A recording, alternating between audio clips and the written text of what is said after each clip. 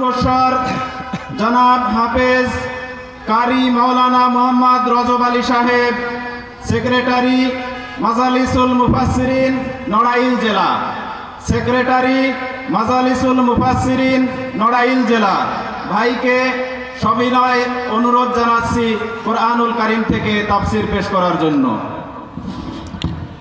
আসসালামু আলাইকুম ওয়া রাহমাতুল্লাহি ওয়া বারাকাতুহু। ইন্নাল হামদালিল্লাহি নাহমাদুহু ওয়া নাস্তাঈনুহু ওয়া নাস্তাগফিরুহু ওয়া নাউযু বিল্লাহি মিন শুরুরি আনফুসিনা ওয়া মিন সাইয়্যাতি আমালিনা।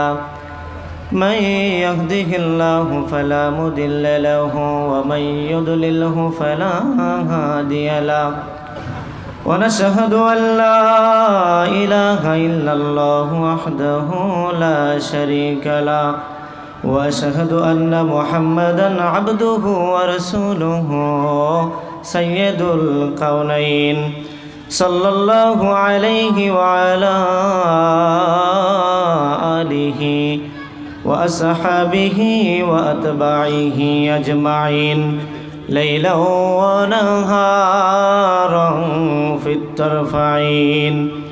فقد قال الله تعالى في كلامه المجيد وفرقانه الحميد: أعوذ بالله من الشيطان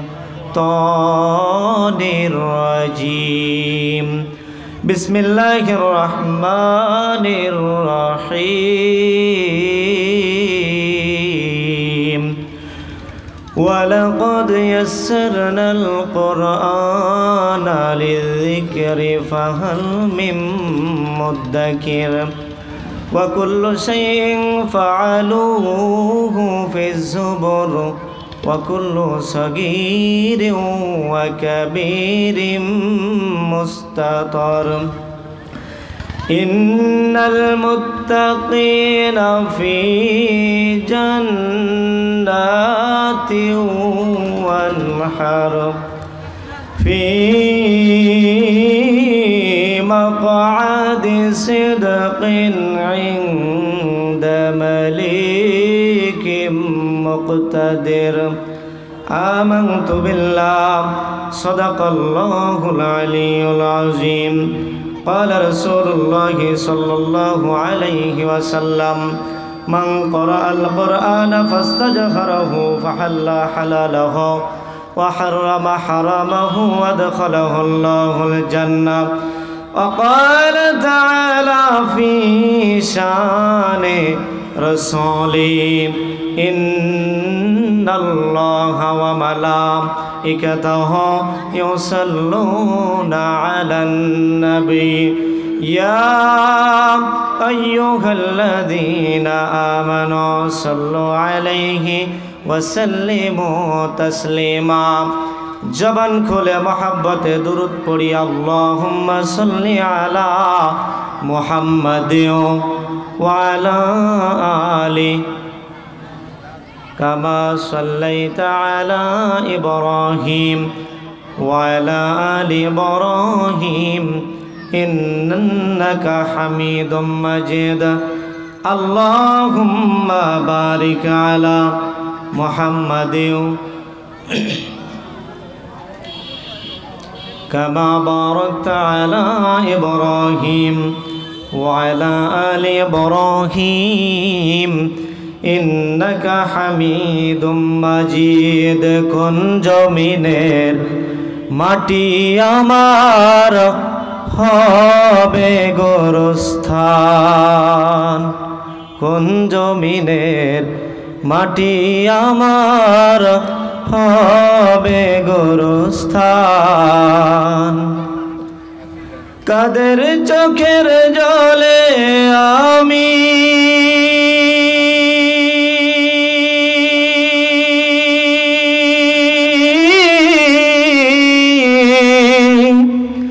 কাদের চোখের জলে আমি পাব পরিত্রাণ, কোন জমিনের মাটি আমার হবে গোরস্থান। ঠিক কিনা? কারায় আমায় গোসল দেবে, কে আনিবে কাফন? কারায় আমায় কেঁদে কেঁদে করে দেবে দাফন? কারায় আমায় গোসল দেবে, কে আনিবে কাফন? কারায় আমায় কেঁদে কেঁদে করে দেবে দাফন? কারায় আমার পাশে বসে শোনাবে কুরআন? কোন জমিনের মাটি আমার হবে গোরস্থান? আলহামদুলিল্লাহ। ঐতিহ্যবাহী রঘুনাথপুর গ্রামবাসীর উদ্যোগে তাফসিরুল কোরআন মাহফিলের সুনামধন্য সভাপতি আলহাজ মৌলভী মোহাম্মদ জাহাঙ্গীর মোল্লা, রঘুনাথপুর। আজকের মাহফিলের সম্মানিত প্রধান বক্তা, আন্তর্জাতিক খ্যাতিসম্পন্ন মুফাসসিরে কোরআন হযরত মাওলানা গাজী মোহাম্মদ মাসনুন হুসাইন সাহেব। বিশেষ বক্তা আমাদের নড়াইল জেলার কৃতি সন্তান, নড়াইল কেন্দ্রীয় জামে মসজিদের সুযোগ্য খতিব হাফেজ মাওলানা মুফতি ওয়াকিউজ্জামান সাহেব। আজকের মাহফিলের বিশেষ বক্তা আলহাজ হজরত মাওলানা এস.এম. ইকবাল সাইদি সহ আমার বাম পাশে বসে আছেন বাংলাদেশ জামাতে ইসলামীর অন্যতম রাহাবার, আমাদের এই অঞ্চলের সুপরিচিত, আমাদের সাংগঠনিক উস্তাদ জনাব এমটিআর সিদ্দিকী আদম সাহেব। সামনে বসা আছেন দিনদার ধর্মপ্রাণ মুসলমান ভাই ও বাবাজিরা, পর্দার আড়ালের মা ও বোনেরা, সকলের প্রতি আমার আন্তরিক সালাম। আসসালামু আলাইকুম ওয়া রাহমাতুল্লাহি ওয়া বারাকাতুহু। আমরা দলমত নির্বিশেষে যারা আল্লাহর কোরআন শুনতে এসেছি, খুশি না বেজার? যারা খুশি হয়েছি তারা বলছি আলহামদুলিল্লাহ। সকলে পড়ে নিচ্ছি রব্বানা লাকাল হামদ হামদান কাসীরান তাইয়্যিবান মুবারাকান ফি। সকলে বলেন রব্বি আউযু বিকা মিন হামাযাতিস শায়াতিন ওয়া আউযু বিকা রব্বি আইয়াহদুরুন। যখন যেখানে কোরআনের আলোচনা শুরু হয় তখন সেই জায়গাটার এই রঘুনাথপুরের মাঠ থাকে না, এটা আল্লাহর জান্নাতের বাগিচায় পরিণত হয়। বলি না সুবহানাল্লাহ। তা দুনিয়াতে যারা জান্নাতের বাগিচায় আসতে চায় না, আখেরাতে কি তাদের জান্নাতে জায়গা হবে? না। এখনও যারা বাজারঘাটে আড্ডা দিচ্ছেন, আমি সকলকে করজোরে অনুরোধ করছি আপনারা মাহফিলের ময়দানে এসে বসে যান। আজকের এই মাহফিল সম্পর্কে আল্লাহ তাআলা কোরআনে বলেছেন, ওয়াইদা কুরিয়াল কুরআনু ফাসতামিউ লাহু ওয়া আনসিতু লাআল্লাকুম তুরহামুন।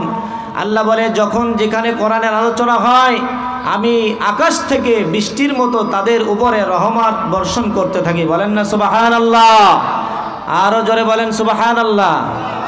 একবার যদি কেউ সুবহানাল্লাহ বলে, আলহামদুলিল্লাহ বলে, লা ইলাহা ইল্লাল্লাহ বলে, অথবা আল্লাহু আকবার বলে, এর যে কোনো একটি তাসবিহ যদি কেউ জবান দিয়া পাঠ করে, তাহলে আল্লাহ রাসূল সাল্লাল্লাহু আলাইহি ওয়াসাল্লাম বলতেছেন, আসমান আর জমিনের মধ্যবর্তী যত খালি জায়গা আছে আল্লাহ সব নেকি দ্বারা ভরপুর করে দেয়। বলেন না সুবহানাল্লাহ?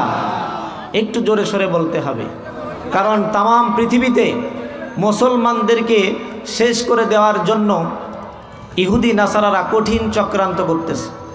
সেই চক্রান্তর এক নম্বর যে কায়দা নিয়ম কানুন তারা তৈরি করেছে সেটা হচ্ছে মুসলিমদেরকে দলে দলে বিভক্ত করে দেওয়া। আমরা একই এলাকায় বাস করি কিন্তু বলে ও তাবলীগের লোক, একই এলাকায় বাস করি বলে সরমনার লোক, একই এলাকায় বাস করি বলে গোল টুপি, একই মুসলমান বলে যে এই পাঁচকুলি, ও বলে আলিয়া, ও বলে কওমি, কিন্তু আল্লাহর পক্ষ থেকে স্বঘোষিত এরম আলাদা আলাদা কোনো দল নাই। আমাদের একটাই দল, আমাদের সবার নেতাকে আল্লাহ না, মুহাম্মাদুর রাসূলুল্লাহ। মুহাম্মাদুর রাসূলুল্লাহ সাল্লাল্লাহু আলাইহি ওয়াসাল্লাম আমাদের নেতা। এই ছাড়া আমরা দুনিয়ার আর কোনো কোনো নান্টু ঝন্টু যে দলেরই হোক না কেন, আমরা তাকে নেতা হিসেবে মানতে চাই না। বলেন কথা ঠিক কিনা? কাল কিয়ামতের ময়দানে আমাকে আপনাকে নেতা সহকারে ডাকা হবে। কি সহকারে ডাকা হবে? নেতা সহকারে। তা আমার আপনার নেতা যদি জান্নাতি হয়, আমি আর আপনিও জান্নাতি। নেতা জাহান্নামী হলে আর যারা পিছন পিছন ঘোরে তারা কোথায় যাবে? নেতা যদি জাহান্নামে যায় আর পিছনে যারা থাকে তাদের জান্নাতে যাওয়ার কোনো আছে? সম্ভাবনা থাকে না। আমি বুঝতে পারতেছি, আপনারা আমার কথা কেউ বুঝতে পারতেছেন না, এটাই তো। তা বুঝতে না পারলে আমার মনে হচ্ছে যে আমি গোরস্থানে কথা বলতেছি মাহফিলে। জি আচ্ছা, মাইকে কি হয়েছে ভাই? তাই? আচ্ছা, আপনারা একটু জোরে সরে বলবেন, কারণ এটা কোরআনের মাহফিলে, এটা কোনো গতানুগতিক, এটা একটা ক্লাস। এই কোরআনের মাহফিল এটা একটি ক্লাস। এখানে বসতে হবে, যাওয়ার সময় বাড়িতে অন্তত কিছু না কিছু নিয়ে যেতে হবে। যদি না নিয়ে যেতে পারেন তাহলে হাজার হাজার বছর ধরে যদি এই শুধু আলোচনা শোনেন আর শুনে এই পর্যন্তই রেখে দেন, আমলের যদি নিয়ত থাকে তা এরকম মাহফিল দিয়ে কোনো সফলতা নাই। কিন্তু আল্লাহর রাসূল বলছেন, তোমার কথায় একটি মানুষও যদি হেদায়েত হয় তাহলে এই কথাই কিয়ামতের ময়দানে তোমার নাজাতের জন্য ওসিলা হয়ে যাবে। বলেন না সুবহানাল্লাহ। আমরা আল্লাহকে বললাম, আল্লাহ আপনি তো আমাদেরকে কোরআন শুনতে আসার কারণে রহমত দিলেন, এরপরে আমরা যদি আবার আল্লাহকে জিজ্ঞাসা করি, আল্লাহ আপনি আমাদেরকে আর কি দিবেন? আল্লাহ বলেন, আমি তোমাদেরকে 2 নম্বর যেই পুরস্কার দেব সেটা হলো ওয়ানুনাজ্জিলু মিনাল কুরআনি মা হুয়া শিফাউ ওয়া রাহমাতুল লিল মুমিনিন। জোরে বলেন আল্লাহু আকবার। আল্লাহ বলে, ধৈর্যের সাথে যারা কোরআনের আলোচনা শোনে, আখেরি মোনাজাত পর্যন্ত যদি বসে থাকে, আমলের নিয়তে শোনে, তার দেহের আর ভিতরের আর বাহিরের যত রোগ আছে সব রোগ থেকে আমি আল্লাহ তাআলা শিফা দান করে দিব। বলেন না সুবহানাল্লাহ। এরপরে আমরা বললাম, আল্লাহ আপনি আমাদেরকে আর কি দিবেন? আল্লাহ বলে, কুল ইয়া ইবাদিয়াল্লাযীনা আসরাফু আলা আনফুসিহিম লা তাকনাতু মির রাহমাতিল্লাহ ইন্নাল্লাহা ইয়াগফিরুদ যুনুবা জামিআ ইন্নাহু হুয়াল গফুরুর রহিম। জোরে বলেন আল্লাহু আকবার। আল্লাহ বলে, যদি ধৈর্য ধরে কোরআনের আলোচনা শোনো, তোমার জীবনের যত গুনাহ আছে সব গুনাহ আমি আল্লাহ তাআলা কোরআনের বরকতে মাফ করে দিব। বলেন সুবহানাল্লাহ। তাহলে এখানে আসলে লাভ না ক্ষতি? আমরা তো এই লাভটা দেখতে পাই না, যে নগদ যা পাও হাত পেতে নাও, বাকির খাতায় শূন্য থাক। যদি আজকে বলা হতো রঘুনাথপুর প্রাইমারি স্কুলের মাঠে যে মাগরিবের আগে পৌঁছাতে পারবে, রাত 12টা পর্যন্ত থাকবে, যা বলুক শুনতে হবে, 1000 করে টাকা দেয়া হবে, আমার মনে হয় মাঠ ভরতো না। নাকি বলেন? ভরতো না? না ধরতো না? ধরতো না। কিন্তু ওই লাভটা দেখা যায়, এই লাভটা তো দেখা যায় না। এজন্য এই লাভের পিছনে আমাদের কোনো ছুটাছুটি নাই। আমার প্রিয় ভাইরা, আজকে আমরা এখানে কোরআন শুনতে এসেছি, আমরা এখান থেকে এমন আলোচনা শুনে আমরা এই মন মানসিকতা তৈরি করতে হবে যে আবার পক্ষের হোক বিপক্ষের হোক, কোরআনের কথা আলোচনা করলে আমার দলের বিপক্ষেও যেতে পারে, আমার সমাজের বিপক্ষে যেতে পারে, আমার পরিবারের বিপক্ষে যেতে পারে। আমি যেই গুনাহের ভিতরে লিপ্ত আছি, আমি যেই কাজের ভিতরে লিপ্ত আছি, আমার এই ব্যক্তিগত জীবনের সেই কাজের বিপক্ষে যেতে পারে। তা আমাদের পক্ষে যাক আর বিপক্ষে যাক, আমরা আলোচনা শুনবো না চলে যাব? যদি পক্ষে আসে আলহামদুলিল্লাহ, বিপক্ষে গেলে আল্লাহর কোরআন যা বলেছে আমরা সেটাই মেনে নেব। রাজি আছেন না নাই আমার ভাইয়েরা? এজন্য কোরআন আমলের নিয়তে শুনতে হবে।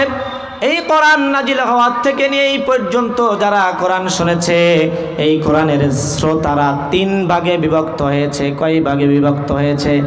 1 নম্বরে যারা কোরআন শুনেছে তারা ছিল মক্কার কাফেররা, আবু জাহেল, উতবা, সাইবা।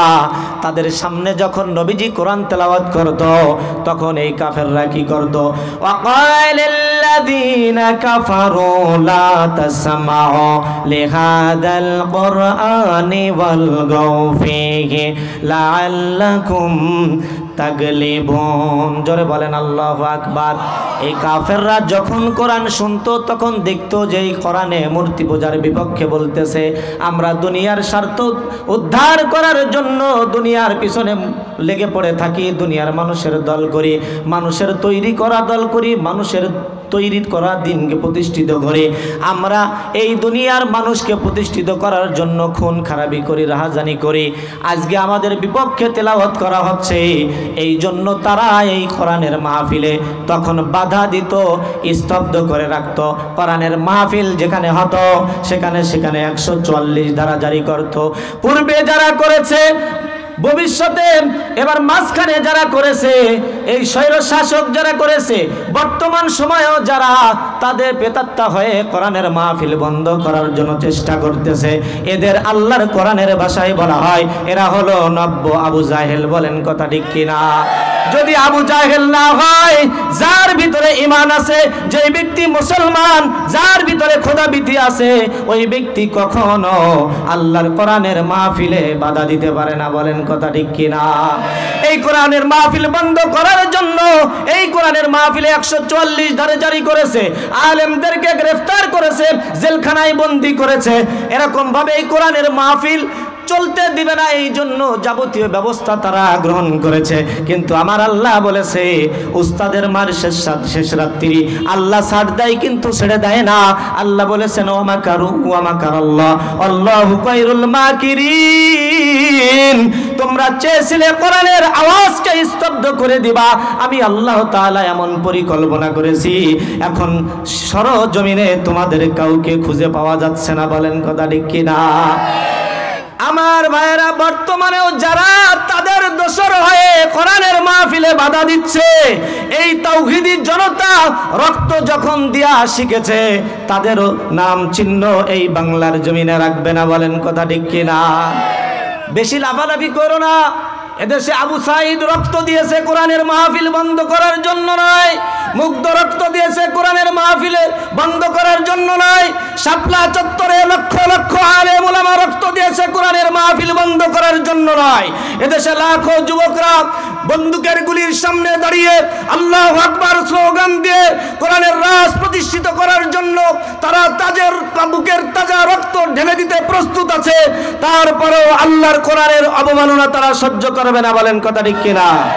এজন্য আমার ভাইরা, আমরা পরিষ্কার ভাষায় বলে দিতে চাই, এই দুনিয়াতে আমরা বারবার আসবো না, একটাই জীবন। আমরা শহীদি তামান্না বুকে ধারণ করে আমরা বাঁচতে চাই, আমরা শহীদি মৃত্যু কামনা করি আল্লাহর কোরআন প্রতিষ্ঠিত করার জন্য, আল্লাহর কোরআনের দ্বীনকে জিন্দা রাখার জন্য। কোন কোন মধ্যে মুজাহিদ আল্লাহর রাস্তায় জীবন দিতে প্রস্তুত আছেন? হাত তুলে আল্লাহকে দেখা দাও। নারায়ে তাকবীর, নারায়ে তাকবীর। কোরআন সুন্নাহর আলো, হ্যাঁ, একটা কমন স্লোগান, কোরআন সুন্নাহর আলো ঘরে ঘরে জ্বালো। ঘরে ঘরে জ্বালাইতে জ্বালাইতে এমন অবস্থা হয়েছে, এখন জমিন থেকেই কোরআন বিদায় নেওয়ার পথে তাদের চক্রান্তের কারণে। এখন আর ঘরে ঘরে জ্বালানোর সময় নাই। এখন আমরা এই কোরআনের আইন সংসদে বাস্তবায়ন করতে চাই। বলেন কথা ঠিক কিনা? শুধু তাই নয়, এই বাংলার জমিন ইসলামের জন্য উর্বর জমিন। এই বাংলাদেশের জমিনে, এই বাংলার জমিনে অসংখ্য আলেম ওলামার বসবাস।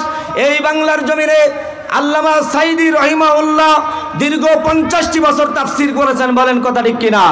তার মতো আল্লামাকে স্বৈরাচারের পেতাত্তারা, নব্য আবু জাহেলরা, তারা তার মতো আল্লামাকে জেলখানার ভিতরে নির্যাতন নিপীড়ন করে বিষ প্রয়োগ করে হত্যা করেছে। বলেন কথা ঠিক কিনা? আমরা সকলে আজকে এই কোরআনের মাহফিল থেকে আজকে আমরা দোয়া করি, এই আল্লামা সহ যে সমস্ত ছাত্ররা আন্দোলন করে আমাদেরকে এই কথা বলার মতো পরিবেশ করে দিয়েছেন, আল্লাহ তাআলা তাদের সকলকে যেন শাহাদাতের দরজা নসিব করে। সকলে বলেন আমিন। আমার ভাইয়েরা, আমরা ঝড় আসুক যাই আসুক না কেন, আমরা কোরআনের পক্ষে থাকবো। রাজি আছেন না নাই? সম্মানিত ভাইয়েরা, কোরআনের আইন সংসদে জ্বালাইতে হবে। নবীজি বলেছেন, মান তামাসসাকা বিসুন্নতি ইনদা ফাসাদি উম্মতি ফালাহু আজরু মিয়াতি শাহিদ। খুব শীঘ্রই আমার উম্মতরা ফিতনা ফাসাদের মধ্যে নিমজ্জিত হয়ে যাবে।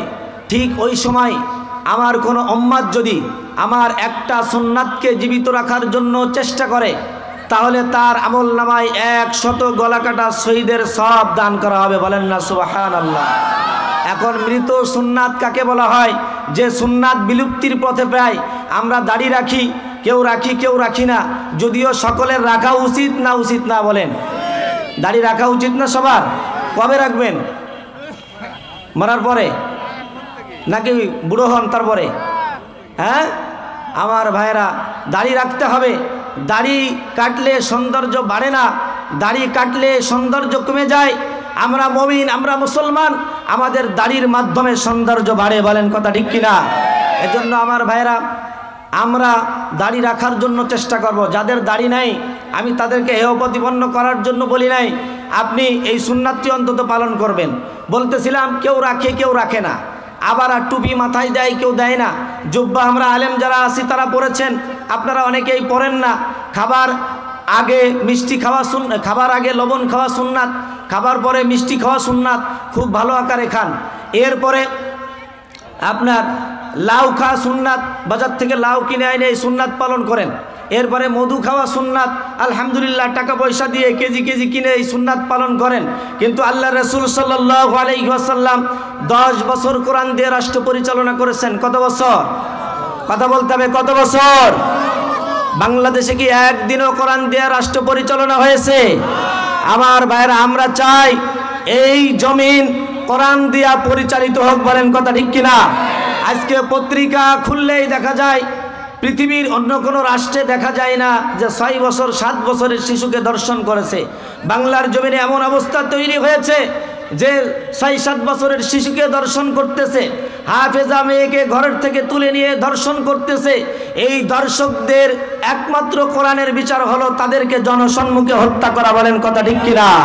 আমার ভাইরা, আগামীকালকে সকালবেলায় একজন ধর্ষককে এই রঘুনাথপুরে অথবা রাজধানীর একটা উন্মুক্ত মাঠে যদি তাকে ধর্ষণের দায়ে হত্যা করা হয়, যদি কোরআনের এই বিচার করা হয়, আর যে ধর্ষকরা আছে তাদের ধর্ষকের ইচ্ছা ওই দিন থেকে মরে যাবে। বলেন কথা ঠিক কিনা? আমার ভাইরা, কোরআন বিকল্প, কোরআনের বিকল্প আর কোনো মানুষের তৈরি করা কোনো মতবাদ দিয়া এই জমিনে শান্তি আনা সম্ভব না। চোর চুরি করা কি করে বন্ধ করবেন? আমরা আলেমরা কি কোনো দিন মসজিদে বলি যে ভাই তোমরা চুরি করো? কেউ বলি না। আমরা চুরি করতে বলি না, ডাকাতি করতে বলি না, ধর্ষণ করতে বলি না, আমরা ওজনে কম দিতে বলি না, মানুষের হক নষ্ট করতে বলি না। আমরা তো সব সময় বলি এই কাজগুলো কইরো না, তারপরও আপনারা করেন। কারণ কি? আমরা শুধু ধরা শিখেছি, বন্ধ করা শিখিনি। অর্থাৎ একজন চুরি করছে, তারে ধরে থানায় দিলাম, বাইরে কয় আমি ডাকাত হব, মানে কোনো বিচার নাই। মার্ডার করে ঢুকছে, ঘুষ গাছ দিয়ে টাকা পয়সা ব্যয় করে ছাড়া পেয়ে গেছে, ও চিন্তা করছে কোনো ব্যাপার না, মার্ডার করলে কোনো সমস্যা নাই, ছাড় পেয়ে গেছে। কিন্তু কোরআন বলছে আস-সারিকু ফাকতাউ আইদিয়াহুমা, চোর ধরা পড়লে যে চুরি করছে তার হাত কেটে দাও। এই কোরআনের আইন যদি চালু করা হয় তখন কিন্তু সমাজের থেকে অন্যায় অপরাধ বিতাড়িত হবে, চলে যাবে, অন্যায় অপরাধ থাকবে না। মানুষের তৈরি করা মতবাদ দিয়া, কালমাস, লেনিন, হেলেন, এই সমস্ত এদের মতবাদ দিয়া, এরপরে মানুষ রচিত আইন দিয়া, মানুষ রচিত সংবিধান দিয়া কখনো আল্লাহর জমিন থেকে এই অন্যায় অপরাধগুলো নিশ্চিহ্ন করা কোনোদিনও সম্ভব হবে না। এজন্য আমাদেরকে আল্লাহর কোরআনকে সংসদে পাঠাইতে হবে। রাজি আছেন না নাই? খুব ভালো বোঝেন, ভোটের সময় আসলে তো ভোটটা, যে লোক কোনোদিন আল্লাহ রসুলের নাম শুনতে পারে না তার আমল নামায় ভোটটা কইসে দেয়। আছে না নাই? কয়েকবার হজ করছে, 1000 টাকার বিনিময়ে উনি যায় আরেকটা মার্কায় সিল মেরে দেয়। আছে না নাই? গরম বাতে বিলে বেজার, উচিত কথাই মা ওই বেজার, কতি গেলি কীর্তি রাজার মনে লাগে ভয়, আমরা গরিব আমাগের দেখার মতো কেউ না। ভোটের আগে চান্দু চাচা কইলো আমাগেরে, এমপি যদি হতে পারি দেব গোলা ভরে, এমপি হয়ে এখন দেখি চাচার নাগল কি ডাপাই, আমরা গরিব আমাগেরে দেখার মতো কেউ নাই। কোনো কিছু থাকে না। কায়দায় কুদায় একবার চেয়ারম্যান হতে পারলি হয়, ওর ঢাকায় বাড়ি করা হয়ে যায়। কারণ কথা ঠিক কিনা? আপনাকে এলাকায় নাই? আছে? জনগণের হক মারে, জনগণের তেল চাল সব মেরে নিজের পেটের ভিতরে ভরে, আছে না নাই? এইগুলো না খেয়ে থালা নিয়ে ভিক্ষা করতে রাস্তায় বসবেন, তারপরও আরেকজনের হক নষ্ট করবেন না। বলেন কথা ঠিক কিনা? এজন্য আমার ভাইয়েরা, এমন লোককে ক্ষমতায় পাঠাইতে হবে, এমন লোককে ওই চেয়ারে বসাইতে হবে যেই লোক ভয় করে কাকে? কাকে ভয় করে?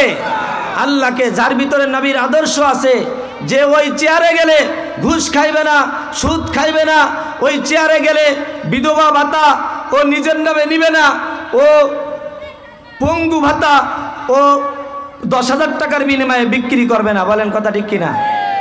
এই জন্য এমন লোককে পাঠাইতে হবে যার ভিতরে তাকওয়া আছে, যে আল্লাহকে ভয় করে। এই কোরআন নাজিল হওয়ার 23 বছরের মধ্যে আল্লাহ রাসূল সাল্লাল্লাহু আলাইহি ওয়াসাল্লাম যখন এই কোরআন দিয়া রাষ্ট্র পরিচালনা শুরু করলেন, এই কোরআন দিয়া যখন মানুষকে বুঝাইতে লাগলেন, ঘরে ঘরে দাঁড়ে দাঁড়ে, যে এই কোরআনের বরকতে আল্লাহ রাসূল সাল্লাল্লাহু আলাইহি ওয়াসাল্লাম এমন একটি সোনালী সমাজ মানুষদেরকে উপহার দিয়েছিলেন, যে এই সোনালী সমাজ কিয়ামত পর্যন্ত আর হয়তো নাও আসতে পারে, এমন একটি সোনালী সমাজ উপহার দিয়েছিলেন। হযরতে ওমর রাদিয়াল্লাহু তাআলা আনহু তিনি শাসন করেছেন, তার শাসনের এরিয়া ছিল বাংলাদেশের মতো একটা দেশ, নাকি বলেন? না, অর্ধ পৃথিবী। এই অর্ধ পৃথিবীর বাদশাহী আল্লাহ তাআলা তাকে দান করেছিলেন। অর্ধ পৃথিবীর বাদশাহ তিনি শাসক ছিলেন। তিনি একদিন ভিজিটিং কার্ডের কম্বল আছে, আমাদের দেশের নেতারা তো ভাষণের সময় বলে এত কোটি কম্বল আনলাম, আমারটা গেল কোথায়? তার মানে ওনারটাই আরেকজনে চুরি করে নিয়ে গেছে, এমন অবস্থা। করোনা গেল, পাশের এলাকার এক মেম্বার 25 জন ইমামের করোনার ওই যে একটা ভাতা আসে, একাই নিজের নামে নিয়ে গেছে। মনে করে ইমামকে তো খিদা লাগে না, ইমামকে তো আল্লাহই পরিচালনা করে। হ্যাঁ, ইমামকে তো আল্লাহই পরিচালনা করে। দেখেন না, আপনি লক্ষ টাকা ইনকাম করেন, আপনার 20 তারিখের পরে হাই হুতা শুরু হয়ে যায়। বলেন কথা ঠিক কিনা? ইমামরে হাতে গোনা 5,000 টাকা বেতন দেন, এই 5,000 টাকা বেতনে ইমামের যে বেশভূষা, যে চলাফেরা, এর মধ্যে দেখলেই বোঝা যায় আর কোনো কিছু না, শুধুমাত্র আল্লাহ তাআলা বরকত দান করেছেন বিলাই এমন হয়েছে। বলেন কথা ঠিক কিনা? বরকত থাকা লাগবে। গাবি বাচ্চা দেয় কয়টা? কথা কন। গাবি বাচ্চা দেয় কয়টা? একটা বাচ্চা হয়। প্রতি সোমবারে, বুধবারে, শুক্রবারে চাচুড়ি বাজার থেকে শুরু করে নিয়ে নড়াইল এলাকায় খোঁজ নিয়ে আসেন, সারা বাংলাদেশে খোঁজ নেন যে কত হাজার গরু জবাই হয়। এরপরও দেশে গাবি বেশি, গরু বেশি না কম? বলেন বেশি না কম? কারণ কি? এটা হচ্ছে বরকত। এটা কি? কুত্তায় বাচ্চা দেয় কয়টা? হ্যাঁ, 5টা, 7টা, 8টা, 10টা নাকি? এরপরও বলেন আমরা একটাও জবাই করে খাই না, কোনো রেস্টুরেন্টে কুত্তার মাংস চলে না। এরপরেও এই সমাজে, আমাদের দেশে বা আমাদের এলাকায় কুকুর বেশি না গরু বেশি? এর কারণ হচ্ছে ওইটা হালাল আর হারাম। হারামে কোনো বরকত নাই, হালালের মধ্যে বরকত দেয় কে? আল্লাহ। এজন্য আমরা সৎ পথে ইনকাম করার জন্য চেষ্টা করবো। রাজি আছেন না নাই? কি দরকার পড়েছে? টাকা পয়সা নিয়ে তো দুনিয়া থেকে তো টাকা পয়সা নিয়ে যাওয়া যাবে না, টাকা পয়সা তো থেকে যাবে, নাকি বলেন? কত বাজে ভাই? 18 বাজে। টাকা পয়সা নিয়ে যাওয়া যাবে না, খালি হাতে যেতে হবে। তা খালি হাতে যাওয়াই যদি লাগে, আপনি মানুষের হক মেরে অট্টলিকা করে কত বড় লোক হইবেন। আজরাইল যখন আপনার কাছে আসবে, কোনো ঘুষ চলবে না, কোনো টাকা পয়সা চলবে না। বলেন কথা ঠিক কিনা? ভোটের আগে সান্দু চাচা কইলো আমাগে রে, এমপি যদি হতে পারি দেব গোলা ভরে। এমপি হয়ে এখন দেখি চাচার নাগল কি ডাপাই, আমরা গরিব আমাগে রে দেখার মতো কেউ না। এমপি মন্ত্রী হওয়ার আগে, চেয়ারম্যান হওয়ার আগে মানুষের পায়ে এসে পড়ে থাকে, হাত ধরে না পায়ে ধরে। বলেন কথা ঠিক কিনা? আর একবার ক্ষমতায় যাওয়ার পরে বাটি চালান দিয়েও তাকে আর খুঁজে পাওয়া যায় না। কথা কয় না? আপনাদের এলাকার চেয়ারম্যান মেম্বাররা খুবই ভালো, না চাইতেই ঘরে ঘরে শীতেনের কাছে টিউবওয়েল বুঝতে ধোয়াস। আমাদের এলাকা খুব খারাপ। বিধবা ভাতা নিতে গেলে 10,000 টাকা মুনাফা দিতে হবে, হাদিয়া দিতে হবে, না হলে ওনার হাতের থেকে বেরোয় না। আবার এমনও মেম্বার চেয়ারম্যান আছে যারা 50-100 মানুষের কাছ থেকে অগ্রিম টাকা নিয়ে এখন তিনাকে আর খুঁজে পাওয়া যাচ্ছে না। এরকম আছে না নেই? আছে আমার ভাইরা। এজন্য চেয়ারে এমন লোককে বসাতে চাই। আমরা বহুত দেখেছি বিভিন্ন দলের নেতা নেত্রীরা ক্ষমতায় যে তারা কতটুকু কি করেছে আমরা বলতেছিলাম। এদিকে খেয়াল করেন সবাই, ওমর রাদিয়াল্লাহু তাআলা আনহু এই অর্ধ পৃথিবী শাসন করছিলেন। এই অর্ধ পৃথিবী শাসন করাকালীন অবস্থায় তিনি একবার রিলিফের চাদর আসলো তার কাছে। তিনি রিলিফের চাদর আসার পরে ভাগ ওমর রাদিয়াল্লাহু তাআলা আনহুর একটা গুণ ছিল, সেটা হলো তিনি তার রাজ্যের মানুষের জন্য যে জাতীয় খাবারের ব্যবস্থা করতে পারতেন তিনি তাই খাইতেন। তিনার রাজ্যের মানুষের জন্য যে ধরনের যানবাহনের ব্যবস্থা করতে পারতেন তিনি সেটাই ব্যবহার করতেন, তার উপরে কোনো কিছুই করতেন না। তো ওমর রাদিয়াল্লাহু তাআলা আনহু তিনি এই চাদর প্রত্যেককে এক এক পিস করে দিলেন। পরের দিন জুমার খুতবা দেওয়ার সময় খুতবা যখন দিবেন তখন একজন উঠে বলতেছে, খলিফা ওমর, আমি একটা কথা বলতে চাই, আমার এই কথা উত্তর না দেওয়া পর্যন্ত আপনার খুতবাও শুনব না, আপনার পিছনে নামাজও আদায় করব না। কেন? কি প্রশ্ন তোমার? বলে, আমার প্রশ্ন হলো আপনি সবাইকে এক একটা করে চাদর দিয়েছেন, আপনার গায়ে যে 2টা চাদর দেখা যায়, আপনি 2টা চাদর কেন নিলেন? এইটা কি আপনার জন্য ঠিক হয়েছে?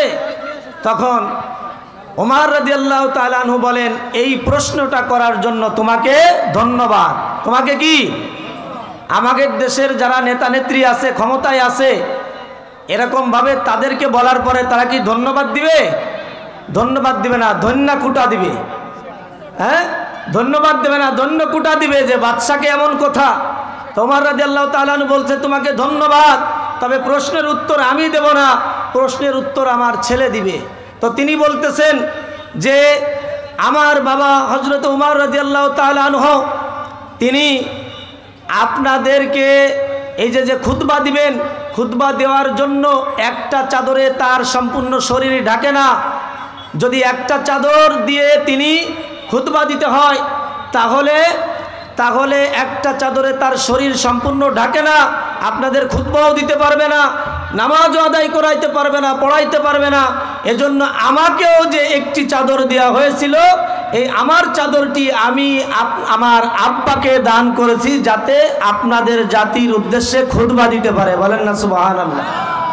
এই ছিল মুসলিম জাহানের শাসক, মুসলিম জাহানের নেতা। এটাই আমাদের নেতা।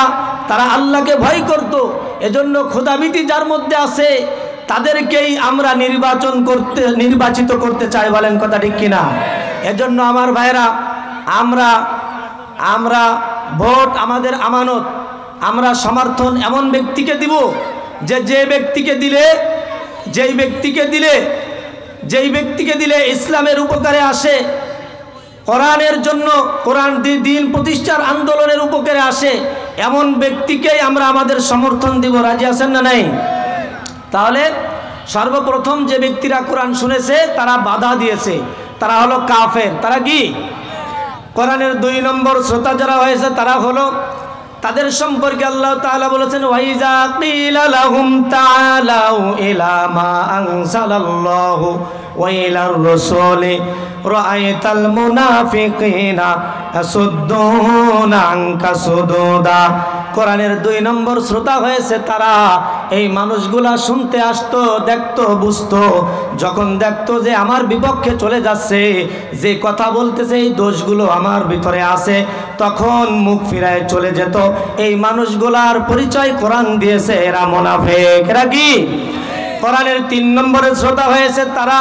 আল্লাহ পাক রব্বুল আলামিন বলেন, ওয়াইজা তুলিয়াত আলাইহিম আয়াতি যাদাতুহুম ঈমানা ওয়া আলা রাব্বিহিম ইয়াতাওয়াক্কালুন।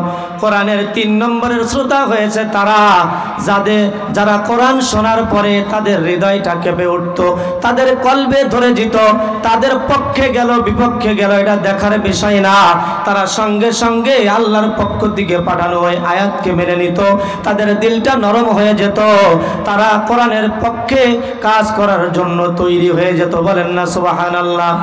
এজন্য আমার ভাইরা, কোরআন হচ্ছে হিদায়াত। কোরআন সম্পর্কে আল্লাহ তাআলা বলেছেন হুদাল লিন্নাসি ওয়া বাইয়িনাতিম মিনাল হুদা ওয়াল ফুরকান। এটা আছে মানুষের জন্য হিদায়াত। কোরআন বাদ দিয়ে অন্য কোনো জায়গায় যদি কেউ হিদায়াত খোঁজার চেষ্টা করে, আল্লাহ বলতেছে আমি তারে নিজে হিদায়াতের রাস্তা থেকে ফেলে দিই। নবীজি বলেছেন মানিত্তাবাল হুদা বিগাইরিল কুরআনি আদাল্লাহুল্লাহ। কোরআন হিদায়াত খুঁজতে হবে কোরআনের মধ্যে। এই কোরআন মানুষকে হিদায়াত দিতে পারে। এই কোরআনের কিছু আয়াত শোনার পরে উমর রাদিয়াল্লাহু তাআলা আনহু হিদায়াত প্রাপ্ত হয়েছিলেন, আর আল্লাহ তাকে এমনভাবে কবুল করেছিলেন তিনি মুসলিম জানের খলিফা নিযুক্ত হয়ে গিয়েছিলেন। বলেন না সুবহানাল্লাহ। এজন্য কোরআনের কাছে আসতে হবে, কোরআন বেশি বেশি করে তিলাওয়াত করতে হবে। তা আমরা এখানে যারা আছি, আমরা কি সবাই কোরআন তেলাওয়াত করতে পারি? ইনশাল্লাহ পারেন না? আমাদের জান্নাতের ভাষা কি বলেন তো? আরবি। জান্নাতের ভাষা কি? জাহান্নামের ভাষা কি? কোরআনের ভাষা কি? বোবা হয়ে গেছেন নাকি? কোরআনের ভাষা কি? আল্লাহর ভাষা কি? নবীর ভাষা কি?